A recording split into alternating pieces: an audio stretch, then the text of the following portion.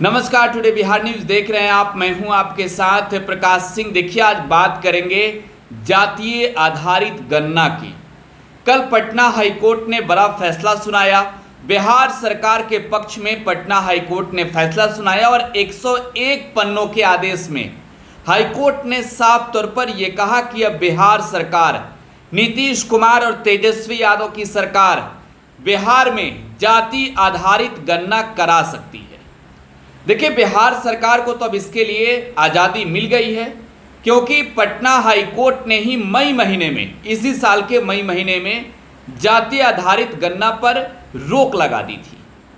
देखिए, अब जाति आधारित गणना जब बिहार में हो रही है तो 80% तक काम जो है इसका पूरा हो चुका है। 20% काम और बाकी रह गया है। 2 चरणों में सरकार ने जाति आधारित गणना कराने का फैसला लिया था और बिहार के जो सरकारी शिक्षक हैं स्कूलों के, उन्हें जातीय गणना के कार्य में सरकार ने लगाए थे। 80% काम पूरा हो चुका था, लेकिन जैसे ही ये मामला सुप्रीम कोर्ट पहुंचा और सुप्रीम कोर्ट ने पटना हाई कोर्ट पर ट्रांसफर किया और पटना हाई कोर्ट ने इस पर रोक लगा दिए थे। साफ तौर पर ये अब सवाल उठने शुरू हो गए थे कि क्या जो नीतीश कुमार, तेजस्वी यादव और लालू यादव की ड्रीम प्रोजेक्ट है, क्या उस पर रोक लगाकर हाई कोर्ट ने कहीं ना कहीं एक बहुत बड़ा झटका दिया है। क्या भविष्य में भी जातीय आधारित गणना जो है बिहार में संभव नहीं होगा? देखिए, बहुत बड़ी चुनौती है तेजस्वी यादव और नीतीश कुमार के सामने जातीय जनगणना कराना, लेकिन हद तक आप कहें तो 80% काम पूरा होने का दावा जब सरकार कर रही है तो यकीनन बहुत कम ही अब फासले बाकी हैं मंजिल तक पहुंचने के लिए। आपको हम बताने जा रहे हैं कि पटना हाईकोर्ट ने अपने फैसले में क्या कहा है। देखिए, पटना हाईकोर्ट का फैसला इस वक्त मेरे पास है, जो ऑर्डर है। और देखिए, पटना हाईकोर्ट ने साफ तौर पर सरकार के पक्ष में ये कहा है कि जाति आधारित गणना जो सरकार कराना चाह रही है, जो सरकार करा रही है, इससे भविष्य में बिहार के लोगों का विकास ही संभव है, विकास ही होगा।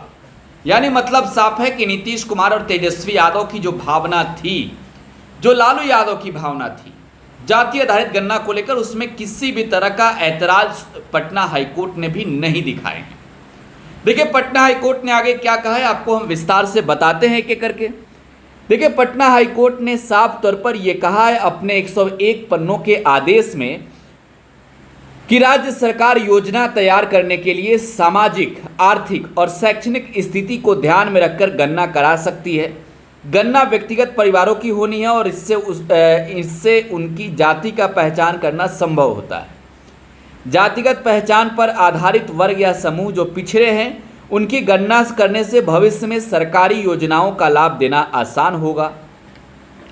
कोर्ट का कहना है कि सरकार ने पिछले वर्गों के उत्थान के लिए विकासात्मक गतिविधियों को शुरू करने एवं उससे कार्यान्वित करने के उद्देश्य से बिहार राज्य के मूल निवासियों के लिए व्यक्तिगत विवरण एकत्र करने के लिए एक सर्वेक्षण शुरू करने का निर्णय लिया था। इससे दोनों सदनों से अनुमति मिली थी, राज्यपाल के भाषण में भी जिसका जिक्र किया गया है। राज्य सरकार ने इसके लिए एक अधिसूचना जारी की, जिसे बिहार बजट में प्रकाशित किया गया। कोर्ट ने कहा कि राज्य सरकार ने जवाबी हलफनामा दायर कर डाटा को सुरक्षित रखने की जानकारी दी है। डाटा इकट्ठा करने में पूर्ण जनसंपर्क कर जाति आधारित सर्वेक्षण किया गया और उसके खुलासा होने का कोई संभावना नहीं है। सर्वेक्षण कार्य में कई उपायों का ध्यान में रखा गया है, जिस कारण व्यक्ति की गोपनीयता के अधिकारों का उल्लंघन नहीं हुआ। कोर्ट ने कहा कि विवरणों के संग्रह में गणितीय सटीकता नहीं हो सकती, लेकिन राज्य को योजनाएं तैयार करने में यह गणना आवश्यक रूप से व्यापक अनुमान प्रदान करेगी।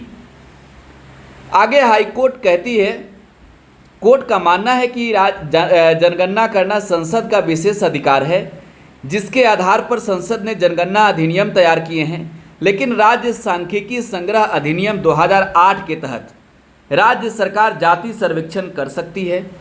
कोर्ट ने कहा कि करीब 80% सर्वेक्षण का कार्य पूरा हो चुका है और एक भी उदाहरण सामने नहीं है जहां कोई शिकायत आई हो कि सर्वेक्षण में मांगे गए विवरण को उजागर करने के लिए दबाव डाला गया है।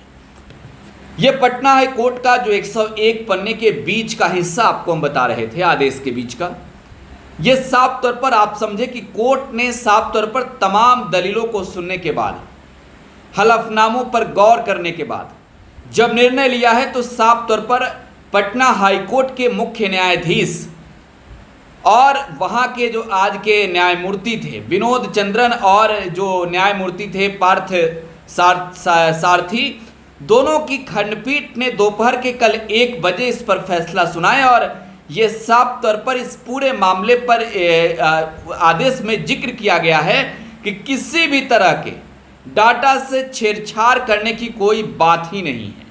अब तक तो ऐसा कुछ हुआ ही नहीं है, तो फिर सरकार तो करा सकती है जाति आधारित सर्वे, जाति आधारित गणना करा सकती है सरकार। बहरहाल नीतीश कुमार और तेजस्वी यादव की अपने आप में एक बहुत बड़ी जीत है। पटना हाई कोर्ट ने एक ऐतिहासिक फैसला सुनाया है और इस फैसले के बाद अब बहुत जल्द नीतीश कुमार और तेजस्वी यादव की सरकार जो है बिहार में वो जाति आधारित गणना का कार्य शुरू करा देंगे। फिलहाल आप पूरे बिहार न्यूज के साथ बने रहें। धन्यवाद।